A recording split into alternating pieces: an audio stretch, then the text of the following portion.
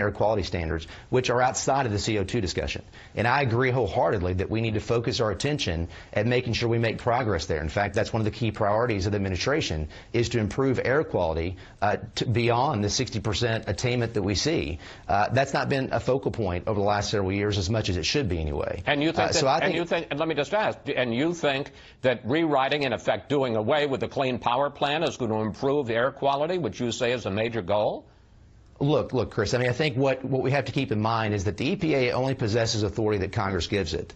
And the EPA has tried twice to regulate CO2.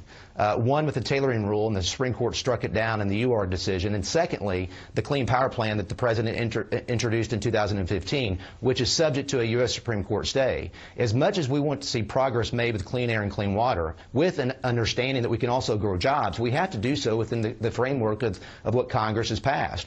The tools have to be in the toolbox. The past administration just made it up. They reimagined authority under the statute. There's a commitment with the new administration to have a pro-growth, pro-environment approach to these issues, but also to respect rule of law. You've talked about many times the regulatory overreach, about executive fiat that the previous administration engaged in. We can't continue that process, because what happens, Chris, is clean air is not advanced because you have litigation such as the Clean Power Plan, and you have stays of enforcement against that Clean Power Plan, and there's no progress being made with clean air, and we also are spending money on litigation. That goes both ways, sir, because the fact is that you're already in litigation on the attempt to reverse the Clean Power Plan. You're already getting sued on that, so there's litigation either way. Let me pursue this issue, because President Trump is going to sit down this week with Chinese President Xi. And for years, American presidents have been pushing Chinese leaders to improve greenhouse gas emissions, to reverse them. Are you comfortable seeing the roles reversed this week, where it'll now be the Chinese president pushing President Trump to cut down on pollution? Well, look, I mean, Chris, it's quite, when you look at what happened in Paris, at the Paris Agreement and Paris Accord, China and India weren't required to take any steps toward reduction of CO2 until the year 2030. That discussion, to think that China and India are more committed to CO2 reduction in this country, I think is quite false. Well, as I indicated earlier, we are pre-1994 levels, and you know why? Largely because of innovation and technology, hydraulic fracturing and horizontal drilling, because there's been a conversion to natural gas in the generation of electricity. And what's important, Chris, in my view, is that utility companies across this country that are generating electricity, you ought not have a regulator in Washington, D.C., in this instance the EPA, picking winners and losers, saying to the American people that we're going to be anti-coal, anti-fossil fuel as we generate electricity. That's bad for America. Fuel diversity is very important. We have shown leadership.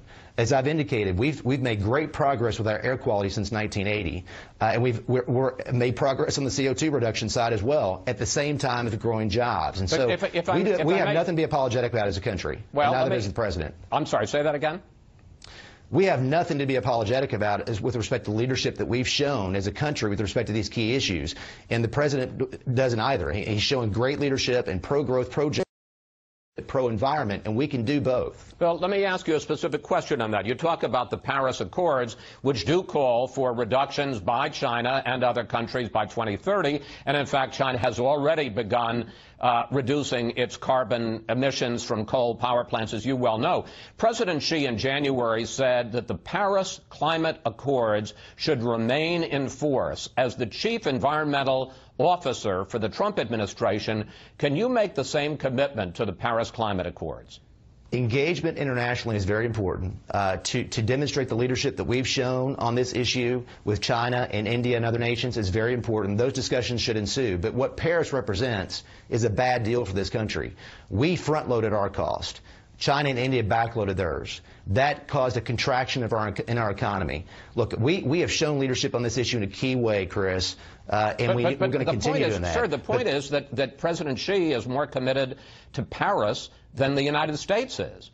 But is he more committed in action and deed? And the answer is no. We've demonstrated through the steps we've taken already at pre-1994 levels, because that technology, we can burn coal in a clean fashion. We shouldn't have this commitment by the U.S. government to say that fossil fuels are bad, renewables are good. The U.S. EPA and the U.S. government should not pick winners and losers, Chris. And that's what's happened in the last several years. We've demonstrated that leadership. I'm sorry to rush you along, but we do have limited time, sir, and I say it respectfully. You had a famous exchange a couple of months ago, actually last month, that I'd like to play right now.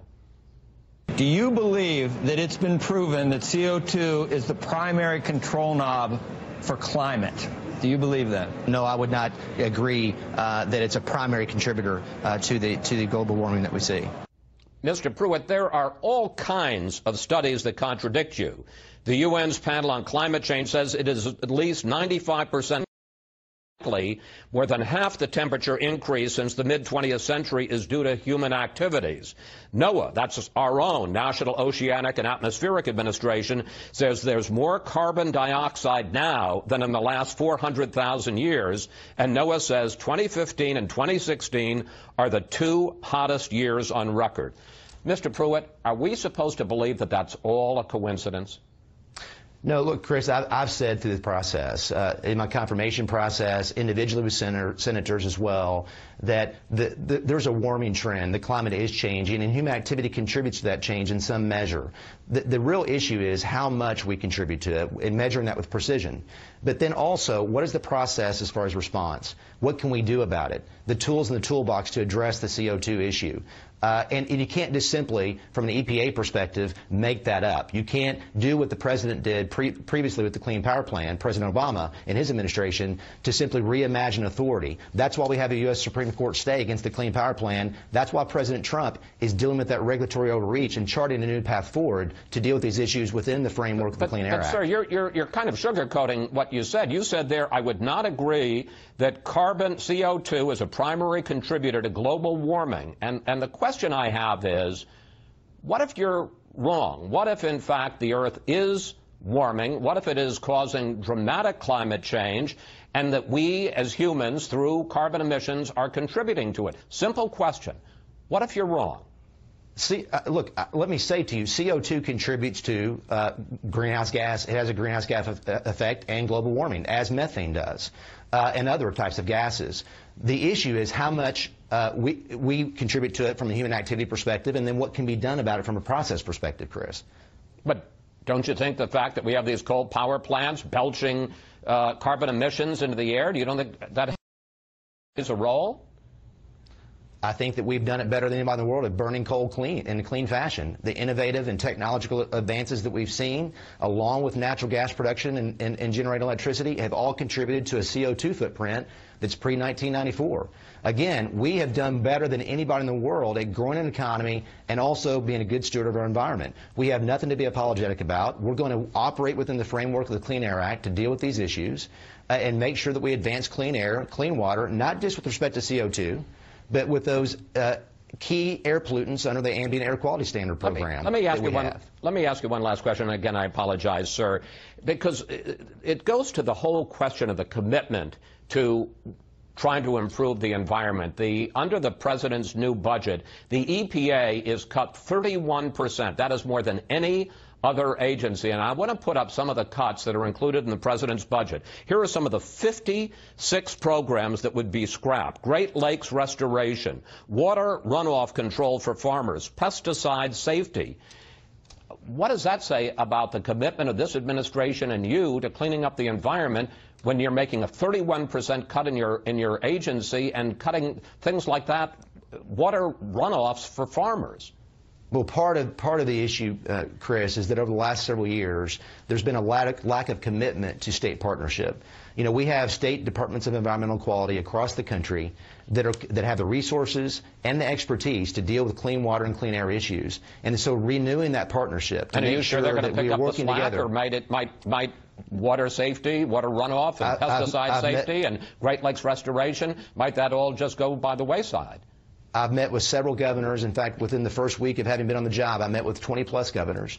And those governors across the country are committed to pro-jobs and pro-environment. They have to serve their people in those states as well. And I will tell you this, Chris, this attitude in Washington, D.C., that people in Texas and Oklahoma and Kansas and Colorado and the rest of the country don't care about the water they drink or the air they breathe and are not going to take care of the air and the water locally and at stateside. I just don't believe that. That narrative is something we reject, and we look forward to partnering with states across the country to achieve good outcomes. Mr. Pruitt, thank you. Thanks for joining us. Please come back. It's an important conversation.